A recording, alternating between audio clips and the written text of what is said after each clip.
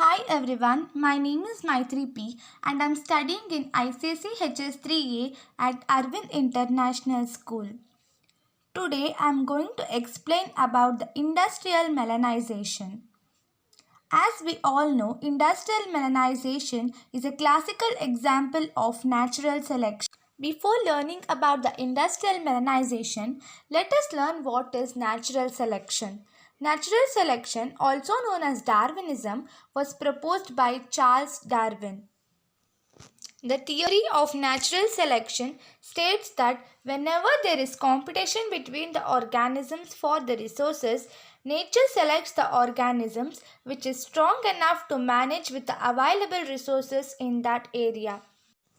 The theory of Darwinism is explained using four principles. They are overproduction, struggle for existence, variation, and survival of the fittest. Overproduction. Living beings, both plants and animals, have an innate desire to produce their own progeny so that their race may continue. It has been observed that more individuals are produced to increase the chances of their survival. Now let us go through three examples which would clearly explain us about the overproduction. Example 1. Oysters. Oysters lay 60 to 80 million eggs in a single spawn. If all the eggs hatched and young ones survived, after a few generations, their shells would be about the size of the earth. Example 2. Paramecium. Paramecium divides at the rate of 3 times in 48 hours. If all survived, the mass of paramecium would be approximately equal to 10,000 times the mass of the earth. Example 3. Elephant. Elephant is the slowest breeder. It produces 6 young ones in its life about 90 years. If all survived, then in a period of 750 years, there would be about 19 million elephants. Even though the smaller organisms like oysters and paramecium have high reproductive rates, but their lifespan is very less, whereas larger organisms like elephants have very less reproductive rates, but their lifespan is too long. This is how nature maintains a stable population density of all the organisms. Struggle for existence. According to Darwin, individuals multiply in a geometrical ratio whereas space and food remain always constant. This leads to a struggle for existence among the organisms. In this struggle, there is intense competition between the organisms for favorable shelter, climate, food supply, and breeding places. Competition may be between the members of same species, that is intraspecific, or between the different species, that is interspecific.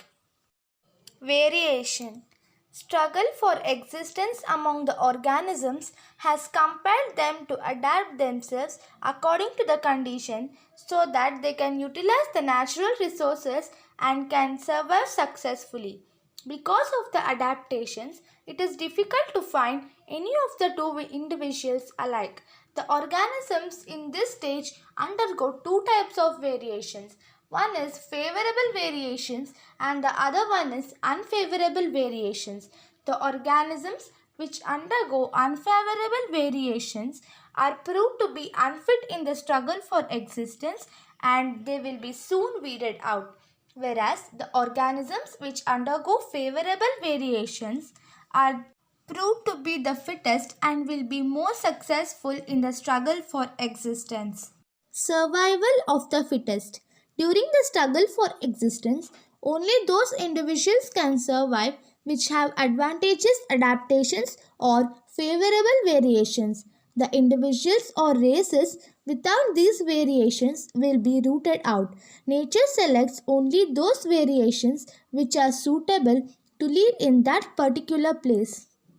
Now let us come to our actual topic, that is industrial melanization.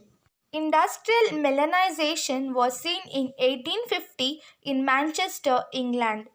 There were two types of moths to be found in Manchester. The first one was peppered moth or Biston betularia, which was white in color with small black spots. The other one was dark in complexion and was known as black moth.